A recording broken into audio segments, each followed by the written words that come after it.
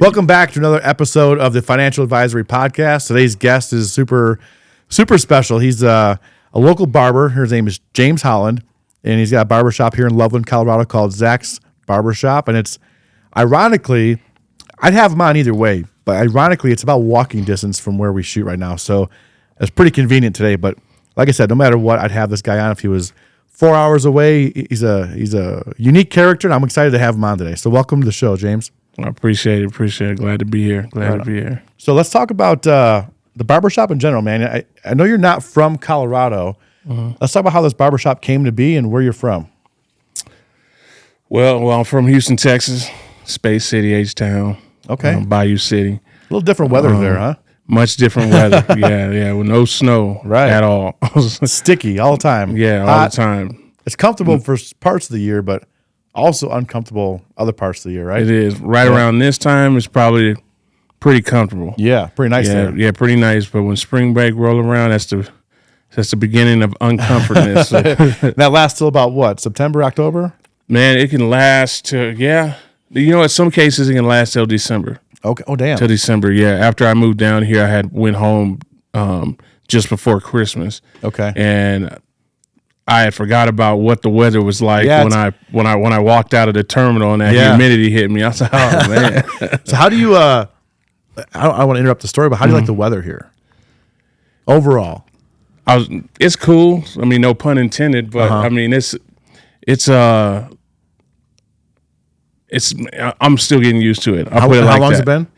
It's been 2 years since I moved out here. Okay. And I went to college up here too and everything, and I still got to get used to it. Yeah. I mean, it's walking out in those subarctic weather, temps hitting you, and it's just like, oh man, Well, there are some days that get brutally cold here, but they're really short lived. Mm-hmm. And I think the reason I'm asking, I think perspective is huge. Mm-hmm. So I come from Chicago, and it's humid, but it's different. It's like hot humid and cold humid. So here it still gets cold, but not bad, right? So like perspective wise, Denver to me is better all the way around. Whereas you're coming from a different perspective, and your perspective is like, hey man, Houston's pretty nice. Like it's warm.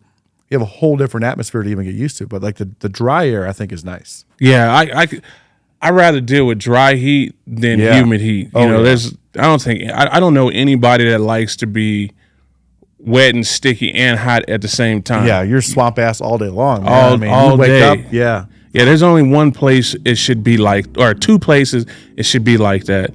Either in the sauna or in the bedroom. That's it. Walk into your mailbox, That's right. Stuff like that. It shouldn't be like that. That's right. I like that. That's a good point. The sauna or the bedroom should be swampy. Otherwise, That's it. You should not have to deal with the swamp ass going to get your mail or, like you said, walking down. I mean, if this was Houston in July and you walked from your barbershop to here, man, you may not have made it. No, I sure wouldn't have made it, man. I definitely wouldn't have been wearing nothing like this. It probably would have been a tank top and some shorts. Right. And some flip-flops, because even with the socks on, it can be too much at sometimes. Yeah. So you make the move from Houston to Denver, and not even Denver. We're in Loveland. We're about an hour north of Denver. So how do you go from Houston? How do you land in a unique small town like Loveland, Colorado? How do you get here? Man, it was by accident, really. Well, my wife is from northern Colorado, Fort Collins to be specific. Okay. However, she has family members that live here in Loveland, Windsor, and all the surrounding areas and stuff. And so we came down here for a funeral. Okay. Funeral and a wedding, ironically, Alpha and Omega, and I ran across a posting that the shop that we're in now, the owner that was there, he was selling that business, the business he was in at the time. Okay. And it was an esthetician / spiritual enlightenment / something else type business. Some hippie shit, I'm sure, right? Yeah, it was kind of weird what was going on in there, but I noticed it, and my sister-in-law had just got out of esthetician school in Fort Collins, and I had just was talking to her about what do you plan on doing in the future now that you're done, with your education and everything and going your own business, that kind of thing. So maybe Facebook was listening and it's threw that in front of me. I don't know. It's always listening, man. It's always listening, even when you don't want it to be, man. That's right. Even in the bedroom. That's right. Well, I told her about the ad and everything because I seen it in the I seen it before I got down here. Okay. And so I was telling her about it, and she told me, she said, hey, why don't you go ahead and, get a hold of the owner and stuff, and, I'll go down there and take a look, if you wouldn't mind, come with me. Okay. So I did that. When I got down here and we went to go take a look at the spot, walked in, of course, and, it was kind of weird because he had curtains all over the windows. It almost looked like the place wasn't open. Yeah. But we walk in there. Like and I said, hippie shit. Yeah. I mean, there's, he got lace drapery from the ceilings. Okay. He got a 100-gallon egg-shaped saltwater flow pot in the corner. He had some hot rocks brewing, some incense, and some weird music. Was he wearing stuff. pants when he came in? Was he wearing pants? Or Well, he was wearing pants, but the person that popped out the back room in the robe wasn't. So it was like 2 ladies in a robe and just him. So I'm like, hey, do we need to come back later on? What's going on? So I just take my pants off and join them. Right. Well, she took a look at the place. I didn't really go no further than past the door or whatnot. Yeah. And she looked around and all that other stuff and said, she'll think about it, give me a couple of days to make a decision. And so, we left and I went on about my business. He calls me back promptly in a couple of days and asked me, hey, what does your sister-in-law think about the place? And she had told me that she was going to she liked it, but she was going to pass. She felt like it was better for her to go and work in the field first and have an idea or a better grip on how to manage it before she goes in cold turkey and do her own thing. So, I thought that was pretty reasonable and understandable, and I passed that information on to him. And that was it. I was into the phone conversation. Well, about a few hours later, he calls me back. Hey, what's up about you, big dog? You want this place or what? Yeah, that's literally what happened. Yeah. It was just like, hey, I know we talked earlier. I know your sister-in-law is talking about she want to do something different. However, what about you? Did he know you already cut hair in Houston? He didn't know. Well, I didn't know he knew. Okay. Or what? Got when he kind of went on the sales pitch, so to speak. Okay. Loveland's up and coming. We got a family right here. You're right here in downtown, the boardwalk. You got a lot of foot traffic. And you had no idea in your mind to move to Colorado this time, right? No, not even like a thought, right? No, it wasn't even in the forecast. We were literally just there for that event, right. And we were going back. And so homeboy's like, hey man, like, what about you? You're like, what about me? Yeah, right? Exactly. So, I'm sitting here like, what you mean, what about me? Okay. And I said, I'm not an esthetician. I don't do that type of work. Right. And that's when he was like, well, yeah, this would be a great place for a barbershop, And I'm sitting here thinking to myself, like, okay. And then he goes on, he's like, we don't have barbers like you here like that. Yeah, he's right. Yeah. And so he was like, I can sell it to he was like, I can really sell this business to anybody, but I'd rather sell it to someone that the community can actually use. And before I had a chance to really respond, he quickly asked, he was like, you're a barber, right? I said, yeah, I cuts the hair and everything, but I'm trying to figure out how you know. Because I didn't even so much as say anything other than hello. Incense he was smoking, whatever. Yeah. I was like, I never told you anything about me. Yeah. And that's when he went in. He said, hey, after you left, there were some people that stopped in that were coming in anyway. And I guess a couple of people in the group had seen me come out and they knew you. Oh, wow. And that's what they were telling him, that he was like, hey man, we know him. He, he's a barber, he be cutting the hair. He's real good with the clippers and all this other stuff. And he asked me again, he said, hey, did you go to CSU back in the day? I said, or Colorado State University? I said, yeah. He said, that's where they said they knew you from. They told me how long has that been? About 20 years? Man, that's been a long time.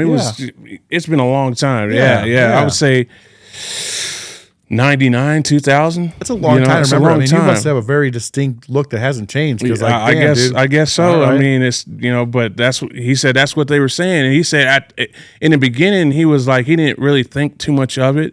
But he said when the others started really keying in on it and everything, and it kind of was just backing up what the other person was saying, he was like, well, let me go find this guy on Facebook and see what you're talking about. Damn. And so that's when he went and looked, and he was like, oh, wow, yeah, we got plenty of barbers in the area and stuff like that, but a lot of them we don't see this, this Let's type cheers of to that. Let's pour a shot of tequila. Absolutely, I think, absolutely. it's a great story. I love it. And this tequila, I think you're gonna love too. It's super smooth from Las Vegas. Just sip on that a little bit. And so what your guy is saying is, I'm gonna kind of elaborate because maybe you're not wanting to say it the way it needs to be said. But cheers, real quick to that. Cheers. Oh yeah. It's pretty smooth, right? What the guy is saying, and maybe you didn't hear, maybe you heard this, maybe you didn't hear this, but there's not a lot of black people in this area. Okay. With that, there's zero people who cut black hair. Right. So now you have a smaller population of black people with no people that cut any black hair. So now you've got the few people that are here. You have all of them, and you can dominate that. And he had to recognize that, and you probably. Maybe you recognize that or maybe you didn't, but like coming from Houston, where there's a large black population, you're probably one of many, right? And you had to be good, but you're one of many. Now you come here, there's nobody, it's all you. Did you recognize that when you moved here, or was it like part of your factor of your decision making? Well, let me tell you this part before I get to that. Okay. When after that discussion or whatnot, my initial answer to him was no. Okay, so I was like, no. I'm already in progress of opening a barbershop in Houston. It was literally in progress. Only thing that impeded that was the fact that we were down here for the family related thing. Okay. And so, I respectfully told him, hey, we're already in the process of doing what we're doing. I appreciate it. And that's it. He just wouldn't take no for an answer. Okay. So good for him. We were here for a week, and he literally, when I can't say it enough, literally kept in contact every day. Okay. I mean, he used to contact me like 3 or 4 times a day. If it wasn't by phone, it was some other form of fashion. He did everything short of sending a pigeon with a note on the foot and that type of thing. He's persistent. He was persistent. Yeah. But at some point, I started thinking about it, and I was like, why not me? I started looking around, but I had some friends that I went to college with that still lived in the area, and so I started asking them questions, but I didn't tell them why, because I wanted an impartial answer. You don't want them to say, "Yeah, come here," because they want you to move here. Right. You want to know, like, is this a good idea, regardless if I'm moving here or not. Right. Right. I know what you're saying, because they're like, "Of course, man, come on down. We'd love to have you." It's like, that's not why I'm asking. It can't be because of that. It has to be because it's a good decision. Right. And some of these friends had been wanting me to come down here over the years, and it was kind of the same with them. Yeah. But as I started, hearing back their feedback, I started asking random people on the street. I inquired about many different things or whatnot. Okay. And everybody pretty much generally was saying the same thing. On top of that, I recalled my time here. Like I said, I was here from 97 probably. I lived in northern Colorado from 97 is when I transferred to Colorado State to 2009, June of 2009 to be exact. Okay. And I went back to Houston. I transferred here from Grambling State University, which was it is an HBCU college, or historic black college. And when I got here, there was no black barbers then either. Right. Obviously, nobody was cutting hair like that. Right. I was the only guy. I was the dude in the dorms doing all the cutting. Then when I moved off campus, I was cutting everybody's hair, not on the capacity. I want to talk about that. I want to talk doing. about the difference between. Not everyone knows this, right? Especially me being a white dude. I don't know the difference between cutting hair is hair, right? But there's a big difference between cutting like black hair and everybody else's hair, right? So it's an art form, Yeah. right? And you have to understand that. And like, so people here, if you don't have that skill, they're not going to have the market share. They're not going to have the people, the clientele, right? Right. So like, what's that like learning that? I mean, was it easy for you? And then if you can cut black hair, can you cut all hair, or is it harder? Well, I'll say this. When I started cutting hair, when I first picked the clippers up, obviously I was my first client and everything. So I got cutting yourself in the mirror and shit, or what? With the mirror and everything. I used to do that when I was a kid too. Yeah. It's fun. And you think you do great, and you look at pictures like, damn, man, I fucked my shit up. yeah. And somebody like, hey man, did you cut your own hair? I'm like, yeah. Yeah. They're not asking you if they're asking if you cut your own hair. It's not a good. It's like, oh shit, you learned that pretty quick. But anyhow. But yeah, I appreciate that. It's different. African American hair is a little bit more coarse, a coarser strand hair. You attack that different than I would straight hair. Okay. Straight hair has less density than coarse hair, of course. Okay. And then you have Asian hair, which is less than, your straight hair. Like, really? Like white people hair, or some people would dub it as white people hair. I just say straight hair or Asian hair. And so there's primarily 3 groups, or how many groups of hair are there? I would say 3 groups. I would say 3 main groups. You have coarse hair, African hair. You have straight hair like yours, and then you have Asian hair that's like really fine, like almost like angel hair, and everything. Okay. And so the way you attack the hair is different depending on each one. But once you getting into the rhythm and all that other stuff, it's all the same once you get to a specific level and everything. That's one thing that I had to learning how to cut straight hair, because cutting black people's hair, that was easy to me. That was nothing. But when I would try the same thing that I would do, to the black guy, and I would try the same thing with someone with straight hair, they'd get plugged up pretty quick, and the mistakes are real easy to make, if you don't know what you're doing. Yeah. And it's real hard to fix. How is it going like back to back, right? You got black dude, white dude, Asian dude in the same day, back to back to back. How hard is it to make that switch? Now it's not. It's not difficult. Okay. When I first is it a conscious decision, or is it a second nature? It's second nature now. Really? In the beginning, it was probably more of a conscious thing. Okay. Because you move somewhere else from a town with almost 8 million people in it, and a ridiculous amount of African Americans in it, and then you go somewhere else where it's exact opposite. It's the exact opposite. Right. You kind of you go to get what you first know and everything, and it's hard to stop yourself. Okay. When you got Lamont getting out the seat, but Tim's just jumped in. You know what I'm saying? So it took a while for me to be able to switch up like that, but now I'm at the point where it's second nature. It's almost muscle memory. Okay. And everything. So do you find guys that, again, there's not a lot of black people in Colorado. There's less in Loveland, Colorado. Do you find guys traveling far to come see you? Man, we get people as far south as Westminster, North Denver metro area. That's about 40 minutes. Yeah, and it's a long ride for a haircut, bro. Yeah, and far as north as Laramie and Cheyenne, which is even less black people up there. They have to come down here. Really, especially if you remove the military base. Right. Right. But yeah, I mean, that's awesome. What a great ends. Location for that reason, man. Because you're the guy. You're the guy. You put yourself in a market that there's not very many people that do it. I don't know if there's anybody else that does it, but you have dominated that market, and you cut white people hair really well too. Like thank you. So it's funny, when I moved to Colorado, I finally found a chick in Illinois that would cut my hair. I kept on going back to her. It took me a while to find her. Her name's Liz, great girl. I'd go to her all the time. Loved it. It was automatic, great haircuts.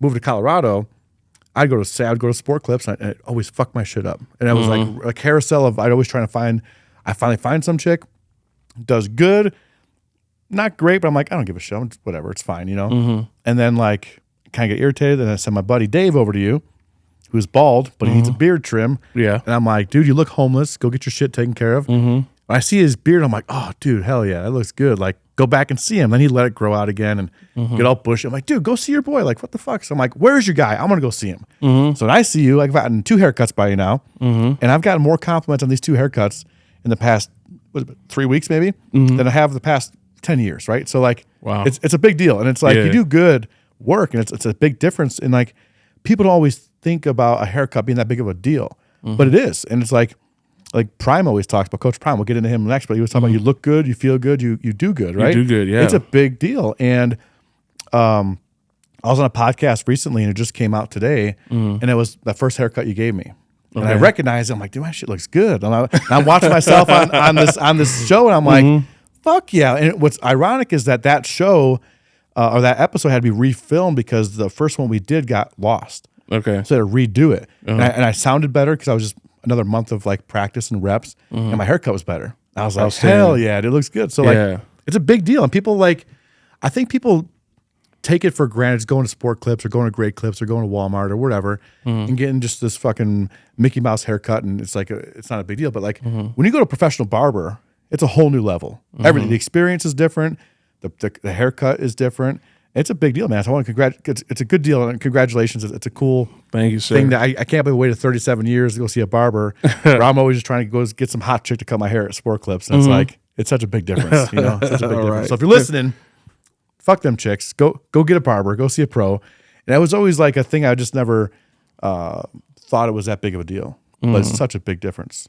You know, you wouldn't be the first one to say that part, because I think what it is people get so accustomed to a specific appearance or a specific service, they're oblivious to what things should actually be. Yeah. And then when someone comes along that's used to a different environment in terms of barbering, in this case, they introduce something in the area that wasn't once there, and they're like, oh, wow. Or in some cases, when you get people that move out here from other places, they snap out of that trance and like, oh yeah, this is what I was getting at, you know, the barbershop in the hood and you know, wherever, New York, but or wherever haven't had it since. Haven't had it since, and they just kind of settled for, you know, your sports clips and your cost cutters and that kind of thing or whatever. And so it's just routine for them. Let's not get it twisted. It's not like Sport Clips is any cheaper. It's the same money with tip and with it's almost the same money. Like if I'm trying to remember exact dollar amount, it's not like it's like, you know, $10 versus $100. We're talking $3 difference, maybe, if that. Like it's well worth what you're doing.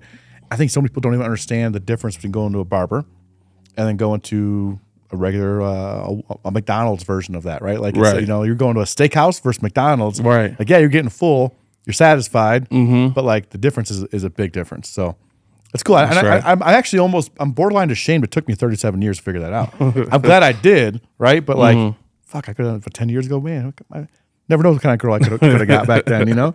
But let's talk about your high profile clients, because you got a couple of them now. All right. So one of them, we have a common thing with Coach Prime. So Deion Sanders, right? He's got some. He rents one of my cars long term. What's up, guys? I know you're enjoying the podcast, but I want to pause this. I want to bring some attention to my sponsors, Telo and Tequila. I want to go over a few cool little facts with these guys. So they are from Las Vegas, and there's thousands of tequilas in the world. Telo is one out of only 40 tequila brands that owns their own distillery. So it's super unique. It's a big flex, right? It's really fucking cool. So based out of Las Vegas, super rad. Check them out. Use our discount code FINAD20, TeloSoneTequila.com. And I've talked to some of the athletes because of him, and you cut his hair, right? So let's talk about that. How'd that happen?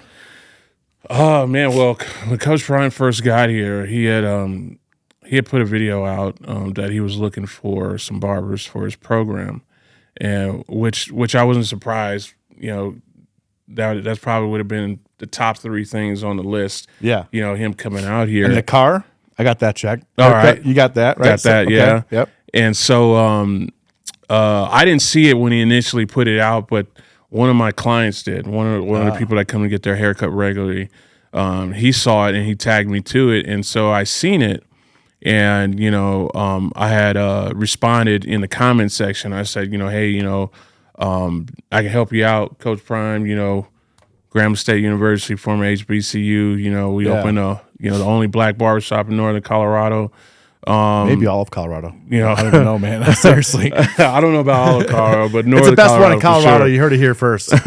But, you know, I was like, you know, hey, you know, we're only like 40 minutes from you. We can, you know, I could take care of that. But and I put it in there, and that was it. But then when I thought about it later on that evening, I was like, man, this dude's probably got like 1,000 people on the Instagram all day. There's no way he's gonna see that. Yeah. But on the flip end, a lot of people were really trying to push it, and it kind of almost went sub-viral, I would say. Okay. Because I kept getting notifications and people just like really trying to pump it up for him to see it. Okay. So I decided to I said to myself, I said, you know what?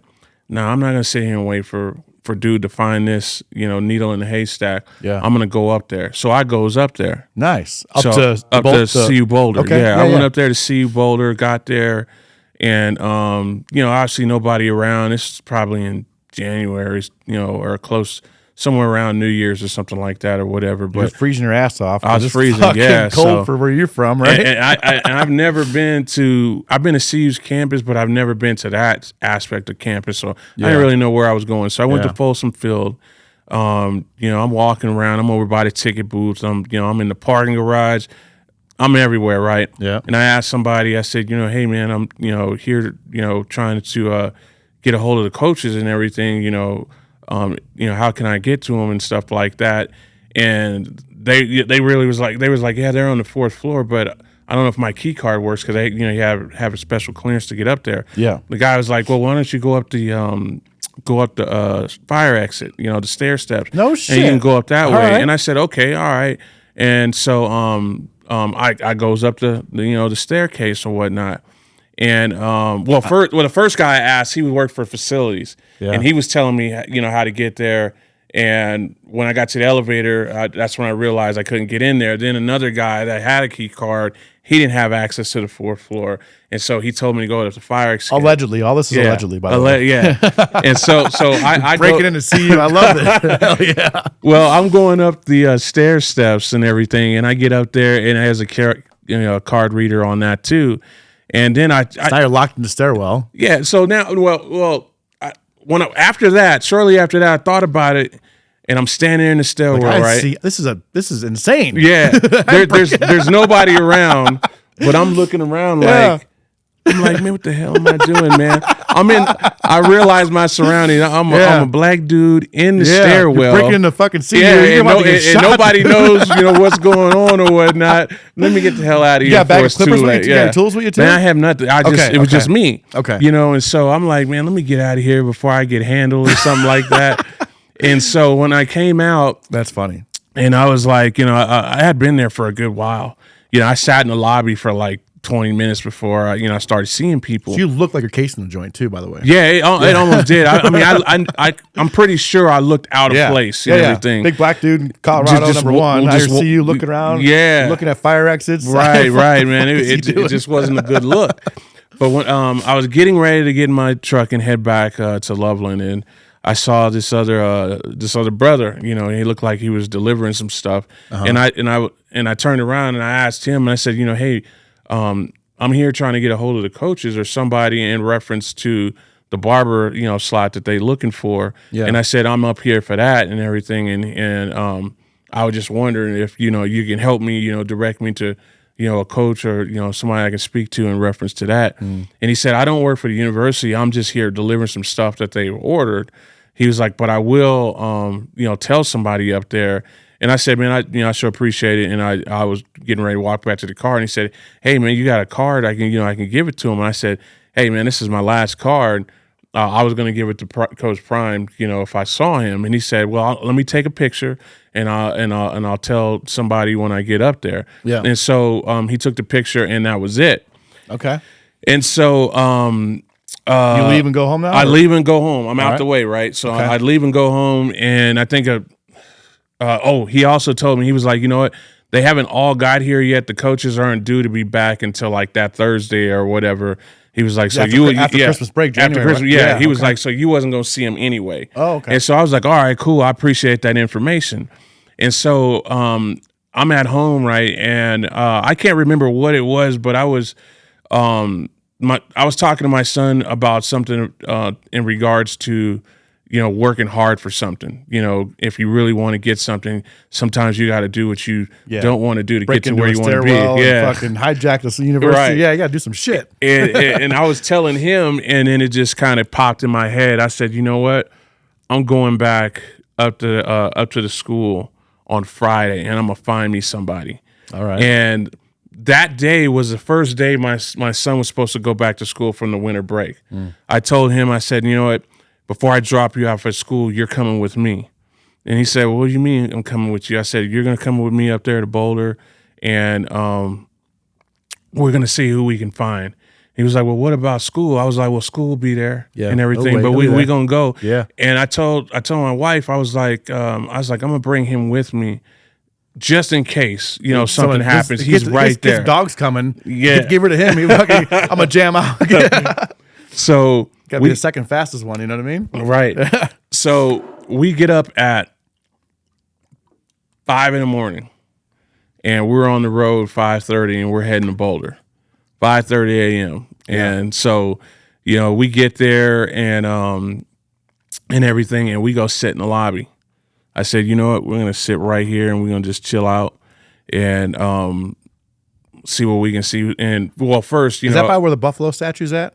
Right inside there? Okay. Yeah. So if you're facing the buffalo statue, talking about. Yep. Yeah, there's that little health center lobby right there, and the ticket on the left. Him and I went in there a couple weeks ago. Oh, okay, all right. So I walked him around a little bit to kind of look at the little parts of CU and everything, because his face lit up when he got to the campus. He was just cool, like he was absorbing that. Yeah. So I didn't want to take that away from him. I was like, oh yeah, let's go over here where the tickets are sold at. I was like, hey, this is tickets.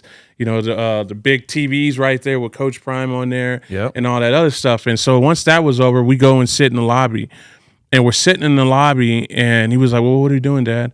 I was like, well, we're going to sit right here, and hopefully we can catch one of the coaches coming by, or maybe one of the players, and then we can inquire about the barbering thing with one of them. So at least somebody knows that we're out here. Yeah. And I had my back towards the window. I was sitting with my back towards the window, and I was looking at my son across from me, and he turned around and he was looking out the window, and the look on his face was like, oh, somebody's coming. So I was like, oh, okay, cool. And so as I was turning to my left to look at the door, the first two people that walked through the door was Coach Prime and his son, Deion Jr. Okay. And so I was just like kind of lost for words. Oh, I was shit. just like, this is what I've been waiting for. Yeah. And I was like, Coach Prime, and I was trying to get the words out, and he was like, he was like, man, say what you want, bro. Say what you want, And I told him, I said, hey, I'm here about the video and stuff like that, as far as the barbers and stuff like that, and I'm here answering the call or whatnot. Yeah. And I don't know if I caught him. He seemed like he was in a bad mood or something like that or whatnot, or whatever it was. He told his son, he was like, hey, just get his information.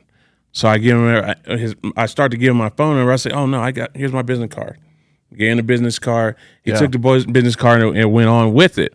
But it was kind of like, it was kind of. You didn't feel too good about it, right? I didn't feel too good about it and everything, but I was a little kind of turned to the left because it seemed like he was just the way the communication went. Yeah. If it was me by myself, it's one thing, but when I had my son there, I took it a different way. Oh yeah, I feel that. Then at the same time, when I left and I went out there, or I went outside with my son, and then he was like, why did he? My son asked me, he's like, why did he talk to you like that? And I told him, I said, you know what, you have to understand this. This gentleman is a famous person. Yeah, he has people in his face all day, every day, and some people might be, wanting something from him or whatnot. Yeah. As far as him to me, I can be one of those people. Yep. So I was like, I can just assume that's probably what it was. He wants to be a regular person. You could have been the 10th person that day. It could have been anything. Yeah. And I said, you have to learn when to take things personal and when not to take things personal. It's almost never personal. Yeah. Yeah. And I said, this is not on a personal piece or whatnot. Cool. This is understandable. Which is hard because like I grew up a massive Deion Sanders fan, right? I'm talking 94 Niners.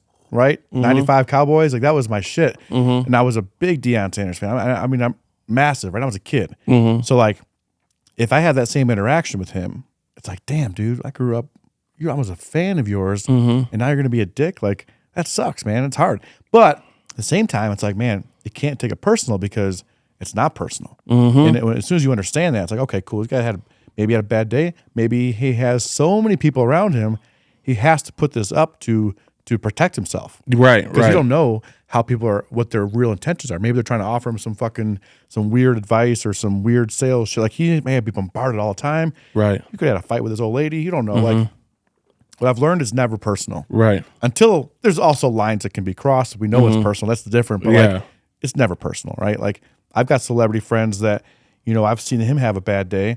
And he's always cool to take a photo and whatnot. But like, sometimes he's cool to take a photo. And that's it.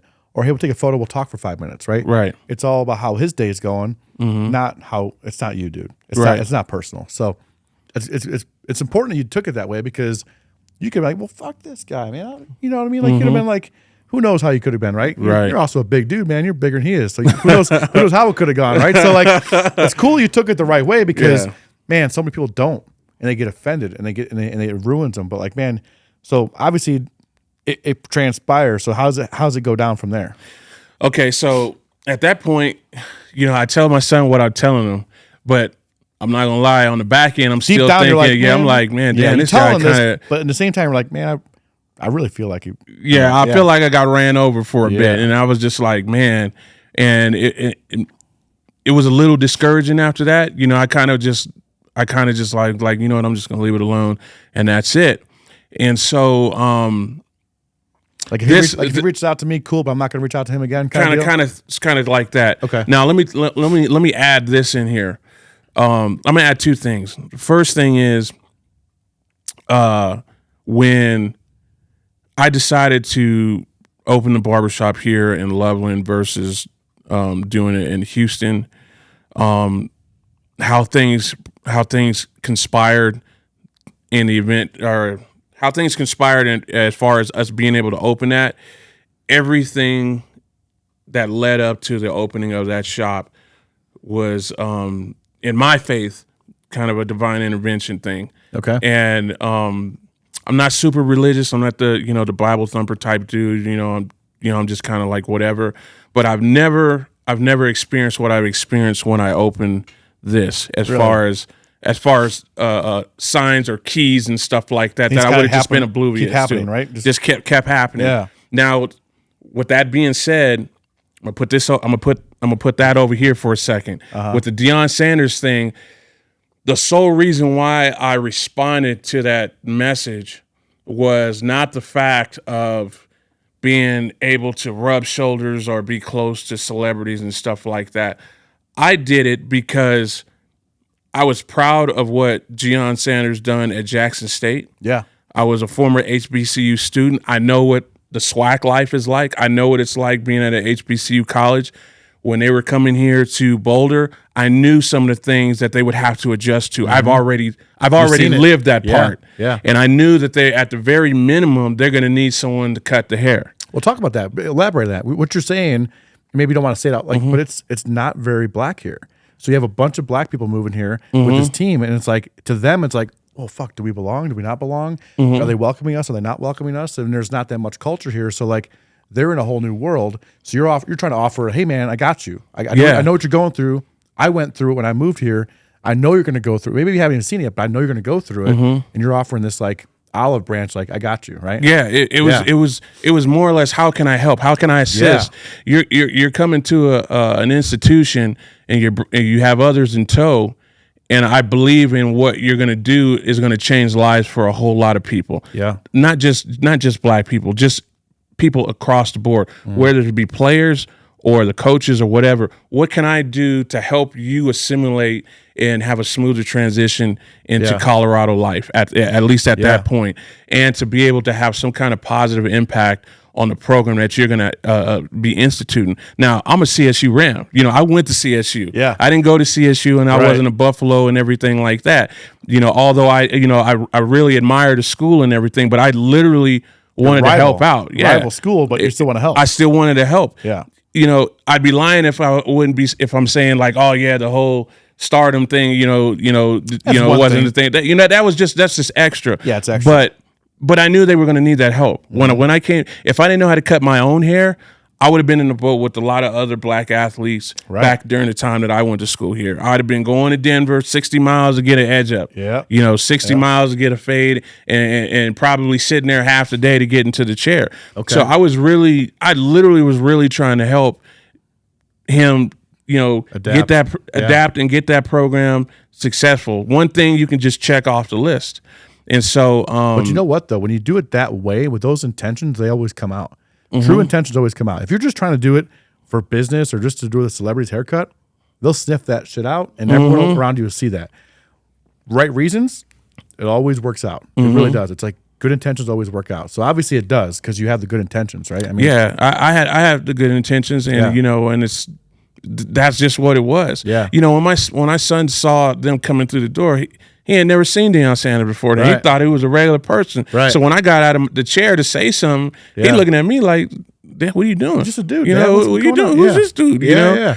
And so, after I told him, I said, "Look, let me turn on YouTube real quick. You know who this guy is? So you can get educated and everything. Yeah. So I mean, it's so that's the second part to it.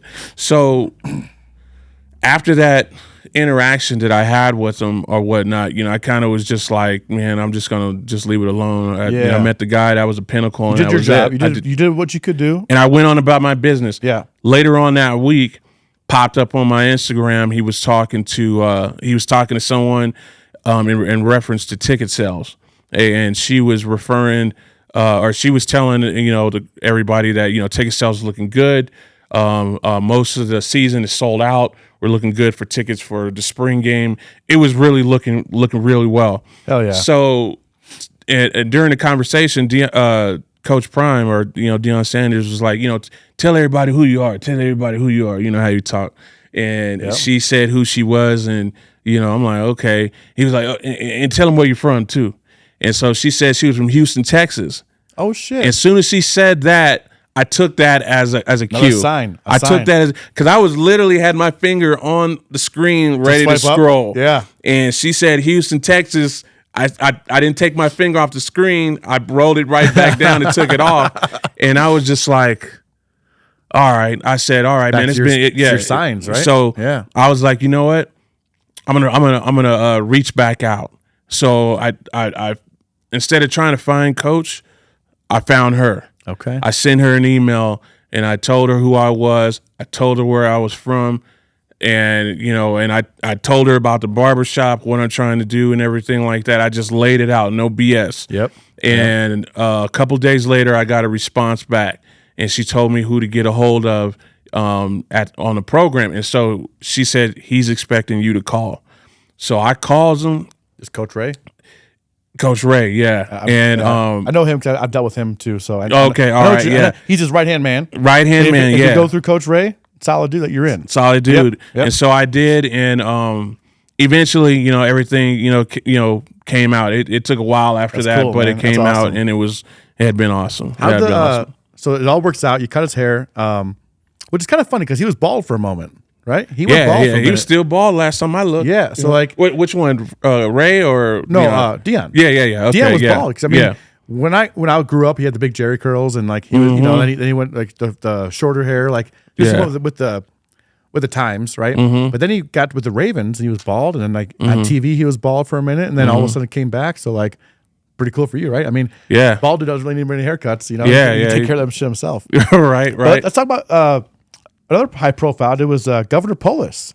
Yeah. That's arguably, depending on which circle you're in or which world you're in, that's almost more famous. I mean, there's 50 governors in the world. There's a lot of Hall of Fame football players. There's a lot of coaches. There's only 50 governors in the world, right? You had the governor of Colorado in your chair. So tell me how that happened. That's equal. I'm gonna say equally as cool. So how did that happen? That's another one.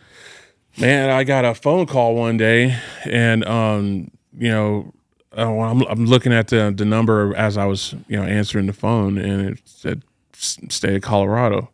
So I answered the phone. What's the parking ticket did I not pay? Yeah, that's exactly what I'm thinking. I'm like, hey, we just paid our taxes. What's going on? Well, hell, man, you guys want more money? Right. Shit. And so I was talking to the person on the phone, and she said, hey, we've been monitoring, your barbershop for a while. We've been listening to you. And I'm thinking like, what you mean monitoring? Yeah. Because on Facebook, Facebook ads got you again. Facebook been listening again. And she said there's been a lot of talk about your barbershop up here. And she said, quite frankly, we've been hearing about your barbershop for quite a while. Nice. And she said that what the fuck took you so long, man? Could you use the publicity last year? Well, at first, I thought this was some kind of joke. Oh, really? I didn't. Although I'm seeing what I'm seeing on the caller ID, I still just didn't take it as reality. Yeah. And she said that I'm sitting here looking at your website and everything like that, and we really like your story and everything, the little bits and pieces that you put out there, and we want to come see you. Nice. And I said, okay. And like, get in line, nerd. I'm busy. And she's like, Governor Polis wants to come out there and visit you, and yada yada yada. That's cool. And so I'm like, okay, all right, well, we can do that. And she tells me the date. Will this work? And I said, yeah, that'll work for us. Yeah, we're gonna make it work. And she went on. She did go on to say, she was like, hey, it is February, it is Black History Month or whatever, And What's up, guys? I'm sure you're enjoying the podcast. It's fucking awesome. I know. Okay. But let's talk about one of my sponsors, Alpine Moving Company. So we all know that moving sucks. Okay. Stop asking your buddies to fucking move you. It's always a problem. We know that. Be an adult. So use Alpine Moving Company. They know how to get the shit done. They offer residential and commercial moving. Also, they will move you anywhere within North America, anywhere in the lower 48, Canada, Mexico. And they're going to hook you up with 10% off. So discount code MOVE24. Make the right move. Started thinking to myself, okay, well, that's perhaps probably the reason he's coming. Mm-hmm. But then that's when she said that she was like, no, we've been hearing about you all year. It's kind of coincidence. Yeah, it's kind of coincidence. So we just deferred that we were just going to go ahead and come see you during there. We check in 2 boxes at once. There you go. Hell yeah. And I said, that's fine. You know, it's cool either way. As long as they acknowledge it. Right? Yeah. Don't try and blow smoke up my ass. Don't tell me it's not about this. Like, it's about this, and that's cool. Mm-hmm. But don't tell me, acknowledge it. Right? Yeah. And so, I get off the phone with her, and she calls back telling me all the logistics and stuff. Hang on. Let's back up a little bit. You hang up the phone. Mm-hmm. The governor of Colorado just called me to get my fucking haircut. Like, what's that? Tell me what you're going through your mind right there. Well, man, the second phone call is when I found out I was actually cutting. The first time when I got off the phone, I was thinking to myself for a good 5 minutes. Interview or whatever, like just gonna hang out or something like. Well, yeah. Eventually, I just started thinking of that, but I was just like, man, is this real?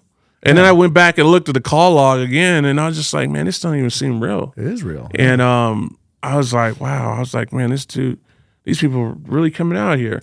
And so I think by that time, 10 minutes went by and the phone rang again. It was them again. Okay. And so she was like, oh, I forgot to ask. He needs to get his hair cut. He wants to get his hair cut.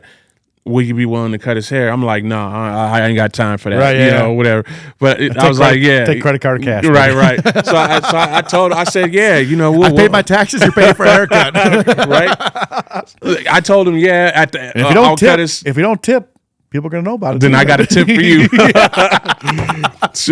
I love it. So, yeah, after the second phone call, it kind of was just like, we got it there you go, right over there. Yeah, after Look this. Look at that, man. Shit. Yes, sir. Yes, sir. It'd be better if he had more hair. It would be. And everything. Yeah, like Gavin Newsom, hair like that, big. He has nice hair. And after the second phone call let's highlight it. Look how happy you both look here. I mean, I've gotten my hair cut a million times in my life. I've never smiled like that. You've cut a million people's hair. You never smile like that. Look how happy you are, dude. That's cool. Yeah. I mean, all kind of stuff going through my head. Yeah, just going through your head, right? You made it. I was just like, that's a make it moment, man. Really cutting this man's hair. So what was the conversation like? You had the governor of Colorado. Mm-hmm. I mean, it's hard to overstate how important that is because, like I said, there's only 50 of them in the country, in the world. Yeah. Even senators who will get more publicity, there's 2 of them. There's 100 senators. There's 435 representatives. There's 50 governors. It's the next in line. It's a big deal. So what are you thinking? What's going through your head? Man, do you ask them anything? Are you nervous? I wasn't really nervous. I already cut Coach Prime's hair, man. I was nervous with Coach Prime. Yeah. It was, man, that's nerve-wracking. We look up to him. We're fans of him, right? But Polis is he's big because of the politics, but you don't know who he is. You don't really care as much, right? Right. I mean, he was easy to talk to. Nice. Yeah, good. He was really open. He was like a regular person, just real down to earth, Yeah. And that's really what made it easier to have a conversation with him and that sort of thing. Well, that's pretty cool, man. That's pretty cool. Just getting that phone call, dude, and then they highlight you. You're in the paper, right? Mm-hmm. I remember seeing your Instagram story that day when the SUVs roll up, right? And it was yeah. That's cool. I didn't know who. I thought maybe it was Coach Prime, or it was I didn't know who to think about. And I saw you're like, damn, it's fucking governor, man. That's impressive, right? That is. So what was the security like? Well, he had several undercover state troopers. Yeah. That were securing things and whatnot. Looking around. Doing pat you down? No, I ain't patting me down. I ain't doing nothing or whatnot. But you look in the bathroom, look around. Anybody else poking around here? Well, they did look in the bathroom and all kind of stuff. They made sure the area was secure for them. It's almost weird sometimes when you're you have all the good intentions in the world, right? Mm-hmm. You can cut this man's hair. Yeah. They're thinking, worst case scenario, Right. that you're trying to ambush them. Like, Right. so you got to watch them clear the room. It's like, damn, dude, I wasn't even thinking about that. Like, it's a weird feeling, right? Right. Yeah, it is. You obviously see that, but like, Yeah. but it's also important to do. Like, there's crazy nut jobs everywhere, so you're thankful they're doing it. But when you're the guy that are like checking out, it's like, damn, I'm here to cut his hair, man. What do you guys worried about, man? I'm here to cut his hair, you know? No, I totally understand. I mean, I had a small stint in law enforcement myself, so the things that she told me as far as what they were going to do, I had already assumed that was going to happen. Yeah. So, I just kind of stayed out the way, blend in with the furniture, let them do their thing. But that's pretty cool. It was awesome. Yeah. It was awesome. Let's talk about some struggles you've had in life and business, and moving to Colorado. I've moved across the country myself, right, from Chicago to Denver. I don't care how much money you have, how little money you have, how big your family is, how small your family is, whatever. Moving across the country is difficult. Okay, whether it's for business, it's for whatever it is. Moving across town can be difficult. Moving across the country is difficult. Let's talk about that struggle, and then maybe things that struggled back in Houston or even here. Like, what are some struggles you've come across in business? Yes, in business, or personal, man. Like, because it all shapes who you are in business. Yeah. You showing up every day is part of you. It's business and personal. So whatever struggles you want to talk about, whatever you're willing to talk about. I mean, the transition for us coming from Houston to here was almost seamless. But how everything just kind of landed in place. It was literally at the right time. Really? Yeah. It was at the end of the lease of our townhome in Houston, and we were getting ready to move anyway into a house. And so we had that small window where window. How days, weeks, months? Man, weeks. No shit. Weeks. Wow. So when I agreed on buying the business from the other gentleman, here in Loveland, this was on the last day that I was here when I was heading back to Houston. So I literally made a deal with him in transit to DIA. To the airport. The airport, Shit. yeah. Okay. Because he asked me to stop by. He said he wasn't going to take up any of of my like time. at this point, almost like annoyed, right? Like kind of borderline, like, man, this guy keeps bugging me. I'm not doing it. But you finally take the last meeting with them, and that's how it happens. That's how it happened. And so when I flew back to Houston, I flew back here to Colorado 2 weeks later, exactly. Okay.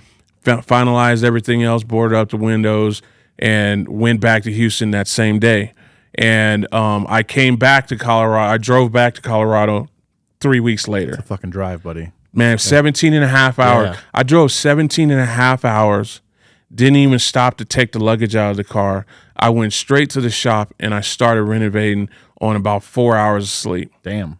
4 hours of sleep and What was the 13 time crunch hours. there? What was the reasoning for that time crunch? Like, what's the reasoning for not going home and taking a nap or sleep or something? Because I felt like work needs to be done. I don't have time to be sitting there resting and everything. And I had the energy at the time. Yeah. So I was riding off the adrenaline. Steroids or what do you got? Man, Adderall? At the time, I think I was drinking a NOS or whatever. Hell yeah. But a lot of it was the excitement. Yes, because that's huge, man. I was thinking in the back of my head how I could really make a positive impact in the community. And I figured that, the faster I get stuff going, the faster we can get this all going. And it was just by myself. That's impressive, man, because so many people, wouldn't have recognized the opportunity, right? You wouldn't have had the ambition to do it, or they would have been scared. Like, hey, you know what, man?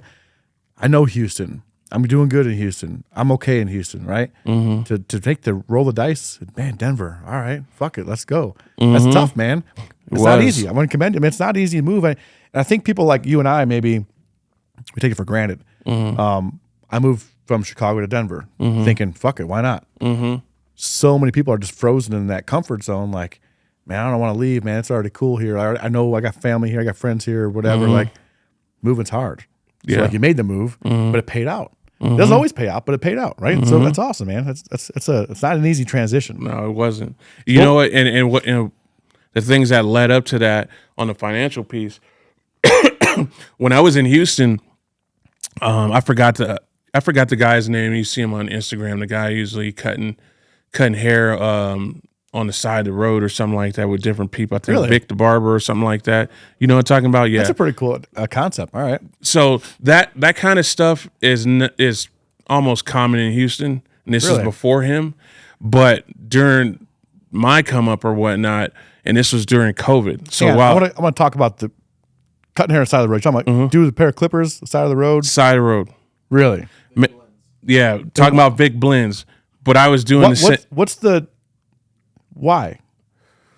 well, Just cash. Easy, this quick cash? was during COVID for me. So Okay. my reasoning is different for his and everything. Okay. He had a good reason why he was doing what he was doing. Okay. Mine's was during COVID. So I think it was April 3rd of that year, they closed all the salons and barbers in the state of Texas. Okay. So everybody had to get out. But everybody went underground just like that, you Yep. know, in terms of barbering and stuff. And Can you imagine bootlegging, barbering? Damn, dude. man, It's like I was doing it. Yeah. Man, Yeah. I was cutting hair. Yeah, that's Hell yeah. that's him. I was cutting hair on the sidewalk in the parking lot. Yeah. I wasn't bringing nobody to the house or whatnot. You don't want Yeah. nobody at your house, COVID or not. You know, Yeah. you don't want nobody at your house. I was out on the sidewalk. I was on the parking lot. I was cutting hair at the unemployment office. Okay. Just like that. At the same time, I did have a salary job. You know, I had a salary job, but what I was doing with the haircutting superseded what I was getting on the salary end. No shit. And it was just regular people after regular people after regular people. Nice. It'd be 100+ degrees outside and humid. I'm starting sweating thinking about it, man. I need to find that picture because there was one day it was really hot out there and I had a bench adjacent to the fence and cats sitting on the bench waiting to get their haircut glistening. Yeah. Just sweating and glistening. Damn. And I'm just out there cutting. So everything that I was getting, you know, from the hair cutting standpoint was shoebox money, or what I call shoebox money. Yep. I would just throw it in the shoebox and forget it. You know, when they were handing out the COVID checks and everything like that, I think I got two of them. I threw that. I didn't even take it to the bank. I just threw it in the shoebox. I literally forgot we had it. Up until I think it was like 3 days before it was voided that I happened to notice that it was in there. Yeah. But it was just small tokens as opposed to what I was already doing. And so why I was doing it, because I knew I was going to open up a shop in Houston, and I was making sure that we had the capital in order to do that. And so everything that I was doing was literally just going over to that. I would literally work my regular job 13 hours because I was assistant district manager and a general manager for an automotive company I was working at, or AutoZone. Mm-hmm.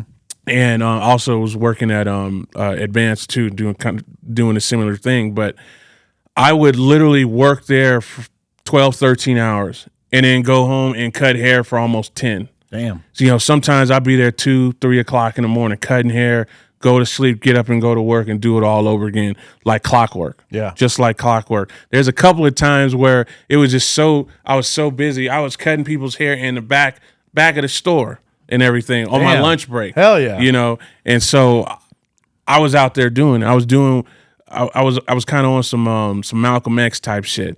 Okay. By any means necessary. Yeah. And I was just out there working the wheel. Okay.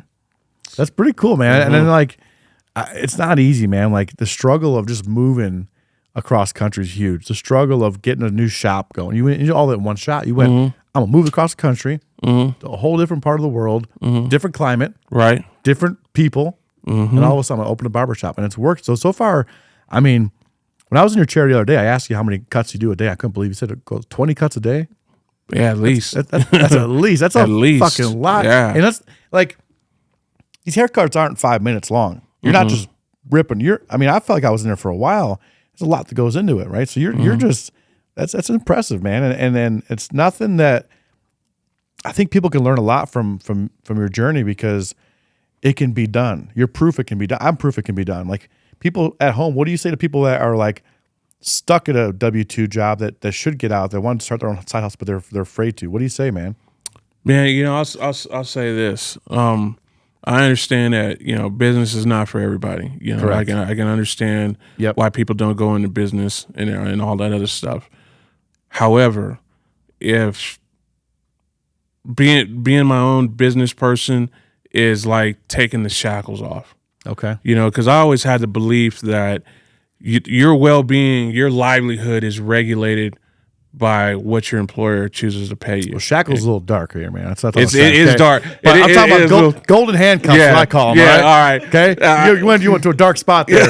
Okay, ain't that bad. And you told me to speak out. In some cases, I'm joking, but you're right. In some cases, it is like that. You're working hard for Joe Blow's business or whatever. You're his passive income. Exactly. People don't think about that. Well, you W-2 work.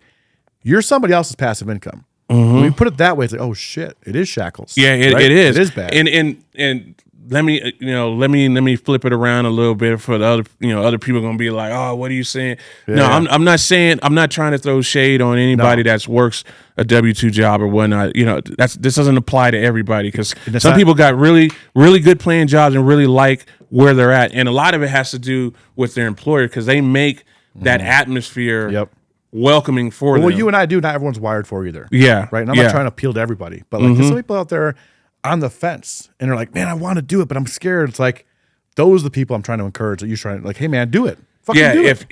If you're on the fence about doing something, just go out there and do it. I mean, because you already know what the answer is when you don't. Exactly. You don't want to be that guy sitting there one day like, you know what, damn, that could have been me. And you know what? I'll even give you a bigger twist. What changed my mind when I talked to that guy the day before, or the day I was leaving, was, I don't know what he was saying at the time, but I heard him talking, but then I was just looking at an image or a picture in my head, and I said to him, it was me saying to myself, the next time you come back down here to Loveland, a barbershop is going to be in that place, and that's going to bother you at that point. And then that's when I was like, you know what, I'm going to go with it. Houston will be all right, minus one barber. Yeah. I'm good. And I just went with it. So if you're on the fence about wanting to open up something or whatnot, and that tells me that you're already semi feel strongly about whatever it is you want to do, just go out there and do it. If it doesn't work out, you can go back to your regular job or do something else. Exactly. I think people are too caught up in the what if. Okay. Well, let's say, okay, what if it doesn't work? That's easy, right? Right. But what if it does? What if it does? Now you're in a spot you never, because if it doesn't work, you already know where you're going to be. Right. Right. But what if it that should be the question. What if it does? What if it does? Yeah. Then you free. Yeah. you are free. Let's not get it twisted, man. You're working probably harder than you did before, but it's different. Like I work arguably the same as much as I do now as I did my old job, but like it's different. When you work for yourself, it's different.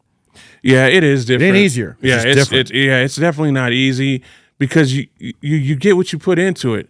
If you want to quote unquote half-ass something, that's exactly what you're gonna get. You're gonna get half-ass results. Yep. And I already had it in my mindset that I knew the type of work that I would have to do in order to make any kind of substantial impact. Yeah. And some of the stuff that I've been seeing with others in the field,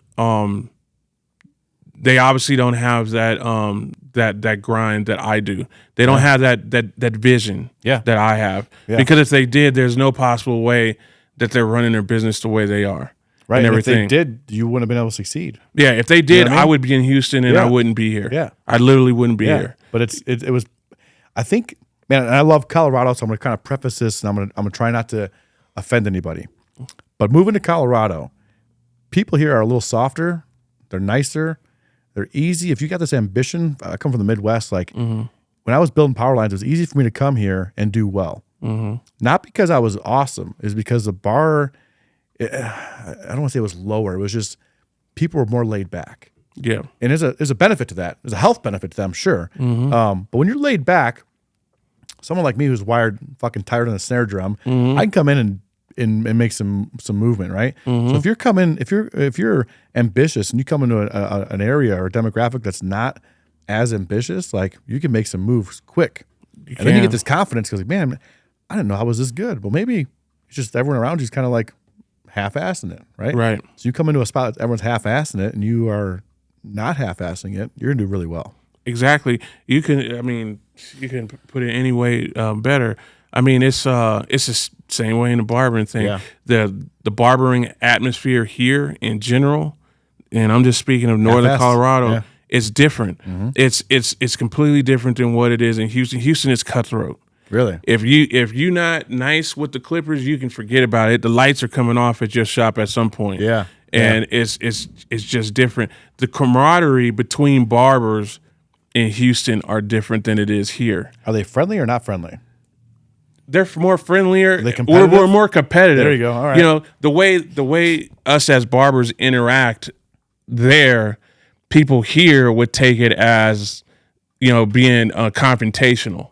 Yeah. And it's That's like kind of Midwest kind of same way too. Chicago, I kind of have this chip on my shoulder, right? And I'm trying to be funny and likable, like, but it comes off sometimes. Man, he's a little asshole. No, man, I'm just trying to bust balls and have fun. Like, it's different. Yeah, it's just different. That's what I'm saying. Colorado's different. And I appreciate Colorado. I don't want to get it twisted. I love it. I hate the pizza. The pizza here sucks. Okay. I miss good ass food. I'm sure you can relate to that. I'm sure they have some pretty good barbecue food. Or what's Houston known for, I should say? I thought it was barbecue, right? Man, Houston's known for barbecues and Mexican food. Okay. Yeah, so and taco trucks. So in here, Colorado's lacking culture food, I think. There's some good food, don't get me wrong. They got some good food. They got some taco trucks. They got some.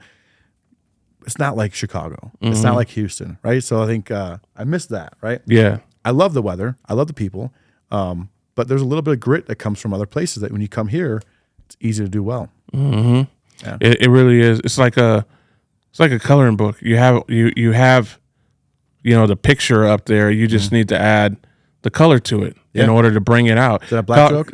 No, I just in general. No, gotta add some color to it. It's just in general.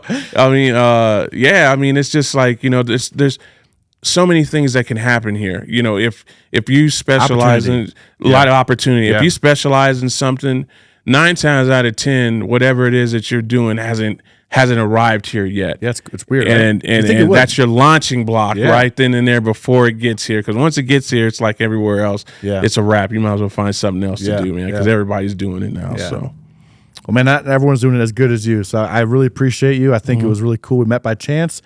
We met by before we started filming. We kind of some soft bullying that I do to my buddies, right? I kind of bully my buddies into doing better. Yeah. And maybe bullying's probably the wrong word. I kind of jokingly call it bullying, but I want everyone around me to do well. Yeah. And so we kind of met by me bullying my buddy to get his fucking beard looking good. And I'm glad I did. You know, like he probably took it wrong the first 3 times I yelled at him, but eventually it worked. Right. He got his beard, looks great now. And I compliment all the time.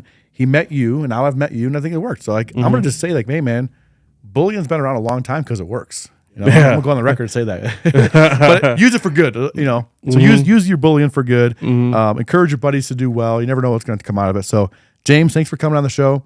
This was great. This is better than I could have imagined. I don't know what you felt about, but it was pretty cool, man. I can't wait to get my hair cut again. Man, I appreciate the opportunity. I really do. Really do. Thank you, sir. Thank you.